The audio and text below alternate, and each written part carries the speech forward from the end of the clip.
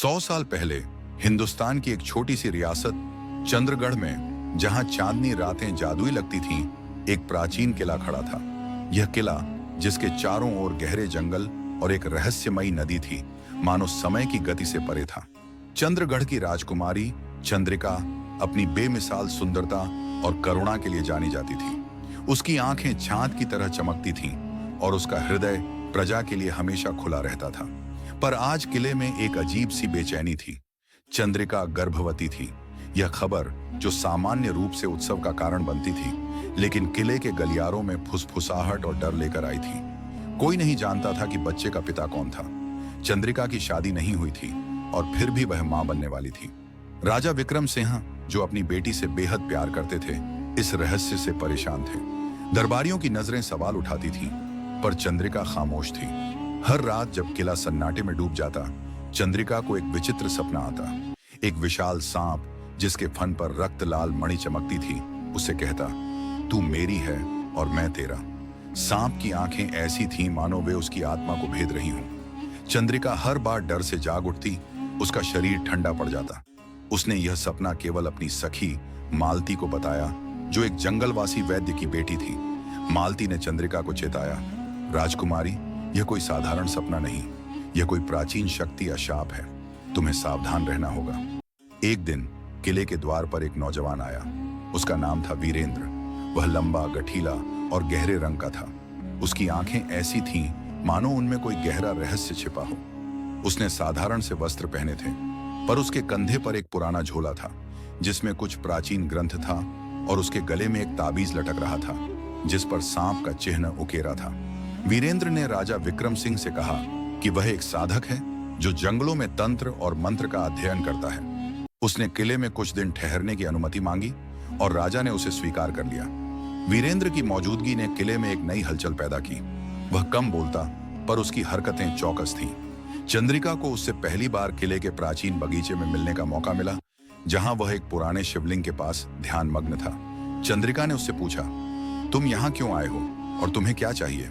वीरेंद्र ने उसकी ओर देखा और कहा, राजकुमारी, मैं यहाँ एक प्राचीन शाप को तोड़ने आया हूँ। तुम्हारा गर्भ उस शाप का हिस्सा है। चंद्रिका को उसकी बातों पर विश्वास नहीं हुआ, पर उसकी आवाज में एक अजीब सी सच्चाई थी। उस रात चंद्रिका को फिर वही सपना आया, पर इस बार सांप के पास वीरेंद्र खड़ा था। सांप ने कहा, वह तेरा रक्षक है, पर उसका सच तुझसे छिपा है। सावधान रहना। चंद्रिका ने यह बात मालती को बताई और मालती ने कहा, राजकुमारी, इस वीरेंद्र पर नजर रखो, वह कुछ छिपा रहा है। चंद्रगढ़ का किला सैकड़ों साल पुराना था। किंवदंती थी कि इसे एक तांत्रिक राजा ने बनवाया था, जो नागवंश का वंशज था। किले के तहखाने में एक गुप्त मंदिर था, जो नाग देवता को समर्पित था। इस मंदिर में केवल राज परिवार के लोग ही जा सकते थे, और वह भी विशेष अनुष्ठानों के लिए।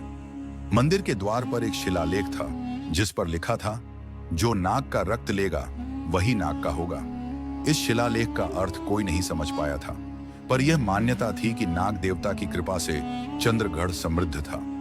चंद्रिका को बचपन से ही इस मंदिर में जाने की मनाही थी, पर एक रात जब सपने ने उसे और अधिक परेशान किया, वह चुपके से तहखाने की ओर गई। गलियारे मशालों की मंद रोशनी में डरावने लग रहे थे। मंदिर के द्वार पर पहुंचकर उसने देखा कि वहां एक विशाल सांप की मूर्ति थी, जिसके फन पर एक मणि थी, ठीक वही जो उसके सपनों में आती थी।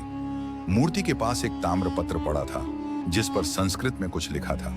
जैसे ही चंद्रिका ने उसे उठाने की कोशिश की, उसे लगा कि कोई उसके पीछे है। उसने मुड़कर देखा तो वीरेंद्र खड़ा था। तुम यहाँ क्या कर रहे हो? चंद्रिका ने डरते हुए पूछा। वीरेंद्र ने शांत स्वर में कहा, मैं तुम्हें रोकने आया हूँ राजकुमारी, ये मंदिर तुम्हारे लिए खतरनाक है। चंद्रिका को उसकी बातों पर शक हुआ, पर वह वापस अपने कक्ष में चली गई। कुछ दिन बाद किले में एक बूढ़ा तांत्रिक आया। उसका नाम था भैरवनाथ।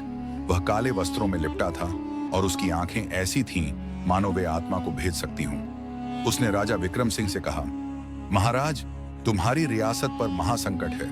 राजकुमारी के गर्भ में जो पल रहा है, वह कोई मानव नहीं, वह नागवंश का अवतार है। यदि इसे नहीं रोका गया तो चंद्रगढ़ का अंत निश्चित है। राजा ने तांत्रिक की बात को गंभीरता से लिया। उन्होंने चंद्रिका को बुलवाया और पूछा, बेटी, यह सच है क्या? तुमने हमसे क्या छिपाया है? चंद्रिका ने आंसुओं के साथ कहा, पिताजी, मैंने कोई पाप नहीं किया। मुझे नहीं पता कि मेरे साथ क्या हो रहा है। यह सब एक रहस्य है। भैरवनाथ ने हस्तक्षेप किया। महाराज, यह कोई साधारण गर्भ नहीं। 100 साल पहले तुम्हारे पूर्वज ने नाग देवता के मंदिर से एक मणि चुराई थी। वह मणि जो नाग देवता की शक्ति थी, अब राजकुमारी के गर्भ में है। यदि यह बच्चा जन्म लेगा तो वह सांप का रूप लेगा और इस रियासत को नष्ट कर देगा। वीरेंद्र, जो दरबार में खड़ा था, ने पहली बार बोलने की हिम्मत की। तांत्रिक, तुम्हारी बातों में सत्य हो सकता है, पर इसका हल केवल बलिदान नहीं है। मणि को वापस मंदिर में स्थापित करना होगा और इसके लिए एक विशेष अनुष्ठान चाहिए। भैरवनाथ ने वीरेंद्र की ओर क्रोधित नजरों से देखा और कहा, तू कौन है जो मेरे ज्ञान पर सवाल उठाता है? वीरेंद्र ने शांत स्वर में जवाब दिया, मैं एक साधक हूं और मैं नागवंश के रहस्यों को जानता हूं। चंद्रिका को वीरेंद्र पर शक होने लगा। उसने मालती से कहा, मालती, मुझे लगता है कि वीरेंद्र कुछ छिपा रहा है। हमें उसके बारे में पता करना होगा। मालती ने वीरेंद्र के कक्ष में चुपके से जाकर उसका सामान देखने का फैसला किया। वहां उसे एक पुरानी पुस्तक मिली जिसके पन्नों पर सांपों और तंत्र मंत्र के चित्र बने थे। पुस्तक में एक पन्ने पर लिखा था, नागवंश का रक्षक वह होगा जो मणि को लौटाएगा, पर उसका हृदय शुद्ध होना चाहिए। मालती ने यह बात चंद्रिका को बताई। चंद्रिका ने वीरेंद्र से सीधे पूछने का फैसला किया। उसने वीरेंद्र को बगीचे में बुलाया और कहा, वीरेंद्र, तुम कौन हो? तुम्हें मेरे गर्भ के बारे में कैसे पता है? वीरेंद्र ने गहरी सांस ली और कहा, राजकुमारी, मैं नागवंश का वंशज हूं। मेरे पूर्वज ने मणि की रक्षा का वचन दिया था, पर जब वह चुराई गई तो हमारा वंश शापित हो गया। मैं यहाँ मणि को वापस लौटाने और शाप को तोड़ने आया हूं, पर इसके लिए तुम्हारी मदद चाहिए। चंद्रिका को उसकी बातों पर आधा विश्वास हुआ। उसने कहा, मुझे कैसे भरोसा करें कि तुम सच कह रहे हो? वीरेंद्र ने अपने ताबीज को निकाला और उसे दिखाया। उसमें एक छोटी सी मणि थी जो चंद्रिका के सपनों वाली मणि से मिलती जुलती थी। वीरेंद्र ने कहा, यह मेरे वंश की निशानी है। यह मणि उस मणि का एक हिस्सा है जो तुम्हारे गर्भ में है। चंद्रिका ने वीरेंद्र के साथ मिलकर मणि को मंदिर में लौटाने का फैसला किया। मालती और वैद्य हरिप्रसाद, जो मालती के पिता थे, ने भी उनकी मदद की। हरिप्रसाद ने ताम्रपत्र को पढ़ा और बताया कि मणि को लौटाने के लिए एक विशेष अनुष्ठान करना होगा, जिसमें चंद्रिका को मंदिर में नाग देवता के सामने अपनी इच्छा से जाना होगा। पर अनुष्ठान के लिए एक विशेष जड़ी बूटी चाहिए थी जो केवल चंद्रगढ़ के जंगल के सबसे गहरे हिस्से में मिलती थी। वीरेंद्र और मालती ने जंगल में जाने का फैसला किया। जंगल इतना घना था कि दिन में भी अंधेरा छाया रहता था। वहां उन्हें एक प्राचीन खंडहर मिला जहां एक बूढ़ा साधु रहता था।